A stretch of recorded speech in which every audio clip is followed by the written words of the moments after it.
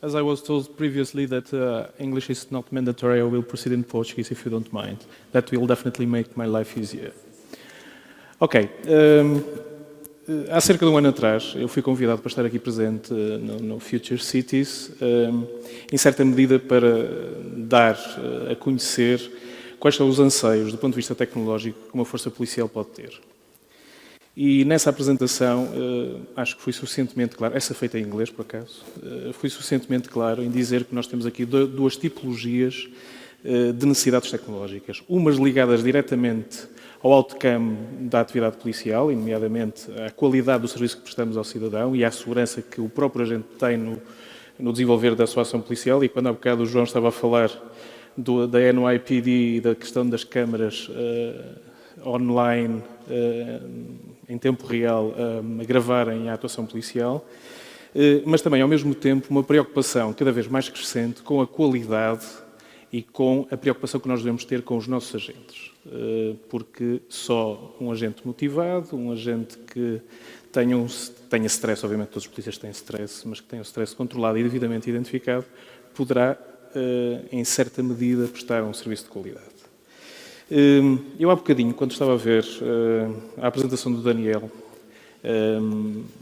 acho que qualquer pessoa que entrasse naquela sala, naquela altura, pensava que isto era uma aula de psicofisiologia, para ser honesto. Parecia quase a transmissão do impulso nervoso na capilaridade dos neurónios dos axónios e com os neurotransmissores ali todos ao molho.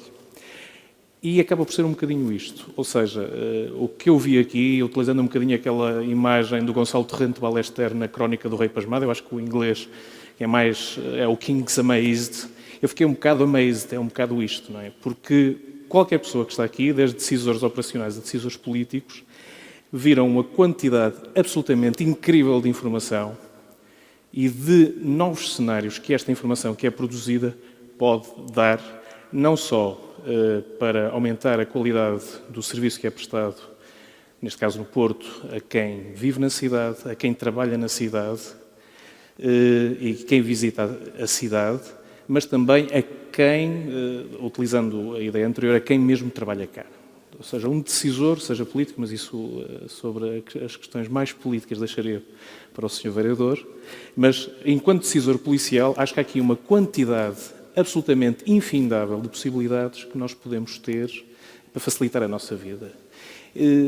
Utilizando aqui um bocadinho as tecnologias não intrusivas da privacidade, que eu acho que são muito importantes mencionar, estas tecnologias que não têm a ver com a proteção de dados individuais, podem fornecer em tempo real e em tempo útil informações suficientemente importantes para alterar, muitas vezes, decisões estratégico-policiais e decisões políticas.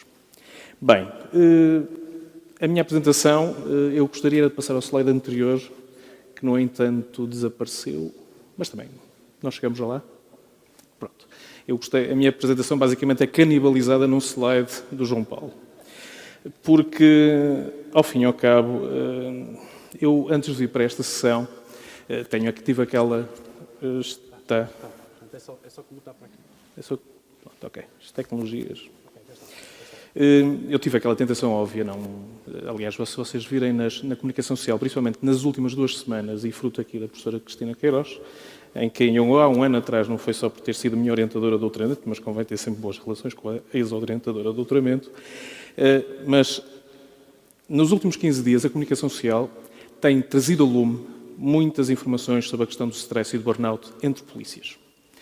E se vocês forem, por exemplo, fizerem uma pesquisa muito rápida entre police and stress, eu hoje fila, não é? Isso é uma forma mais simples de saber o que é que pelo menos iria dizer cá.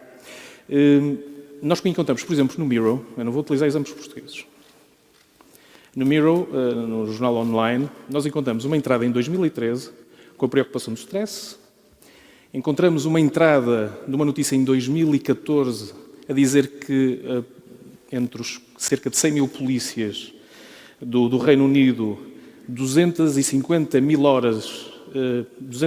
mil dias, desculpem, de absentismo devido ao stress e, paradoxalmente ou não, a última entrada em 2015, 600 mil dias de absentismo relativos ao stress. É claro que eles têm fundamentos diferentes, que podem ser aplicados ou não cá.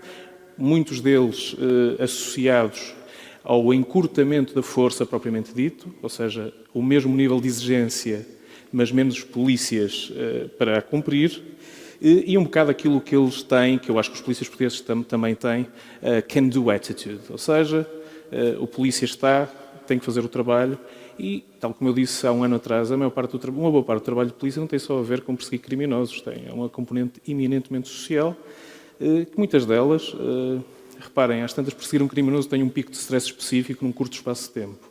Provavelmente o miúdo que foi espancado pelos pais, em que nós temos que acompanhar o processo desde o início até levá-lo ao hospital e acompanhá-lo enquanto vítimas de maus tratos, provavelmente este stress mantém-se muito mais no tempo, porque quanto mais não seja, às tantas temos um filho em casa e a história repete-se. Eu lembro-me naquele miúdo que... aquela triste fotografia da Turquia, da Turquia, do menino morto na praia, e então perguntavam ao polícia o que é que ele tinha sentido. E ele, basicamente, uma das primeiras declarações que ele fez foi impossível que eu não ligasse esta imagem ao filho de 5 anos que eu tenho em casa. O que é que causará mais stress? Isto ou, às tantas, aprender um fulano que era particularmente violento? Porquê é que eu pedi este slide do João Paulo? É uma forma, para mim, muito simples.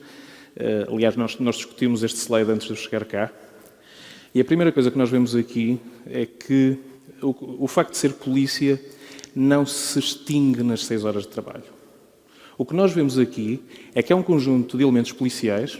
Felizmente, aqueles 2 vão para casa e estão sossegadíssimos, mas há aqueles 3 que mantêm um nível de stress muito mais elevado que o que seria normal. Isto, nós aqui podíamos ter já um debate sobre aquilo que é a subcultura ou cultura policial de base, porque os polícias, de facto, isso há ampla bibliografia sobre isso, têm uma cultura muito própria profissional. E isto que está aqui são os níveis de ativação que nós temos depois de sair do trabalho. E mais preocupante é este último, é que o trabalho e o on-duty e o off-duty é exatamente igual, com os mesmos níveis de stress. Por isso, uma boa parte do esforço que nós fazemos todos os dias, e aliás eu acho muito importante a questão, desde o ano passado a este ano já temos estes resultados, eu acho que isto é fantástico, e gostaria que isto continuasse, e continuasse numa escala muito mais alargada, porque, conforme sabem, as componentes policiais são todas muito distintas. Provavelmente as ativações de níveis de stress de um grupo de operações especiais será uma, do Corpo de Intervenção será outra, de uma equipa de prevenção de reação imediata será outra, da Polícia Municipal será outra para bem menor, porque, aliás, o estudo que eu fiz no doutoramento foi sobre a Polícia Municipal, teve resultados em que a nossa vida era um bocadinho mais tranquila que aqueles frontline officers puros e duros, nomeadamente no caso da minha casa-mãe, que estão do outro lado na Polícia de Segurança Pública, mas o importante disto é perceber que, quando nós falamos em stress, e aliás a professora Cristina Queiroz, nestes últimos estudos que estão aí amplamente divulgados, fez um trabalho com cerca de 1000 polícias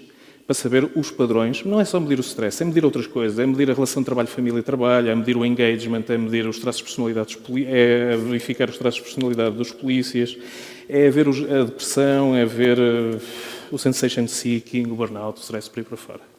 Por isso, mais uma vez, eu queria apenas deixar aqui 2 palavras muito, muito claras. Em primeiro lugar, uma certa pena, obviamente, que o projeto termine. Mas eu acho que, como qualquer bom projeto, os projetos nascem, vivem, mas não morrem. Eu acho que fica aqui um legado e, aliás, desde sempre que a Polícia Municipal esteve do lado, não enquanto cobaias, e disseram-no muito bem aqui, não enquanto cobaias, como parceiros num processo. Obviamente que me preocupa o que é que vamos fazer a partir daqui, nomeadamente as questões de financiamento, etc. Mas isso eu deixaria depois mais para outro nível de discussão, que não é o meu, que é o nível operacional, para ser decidido. Eu acho que a Cidade do Porto, neste momento, vive um momento particularmente feliz.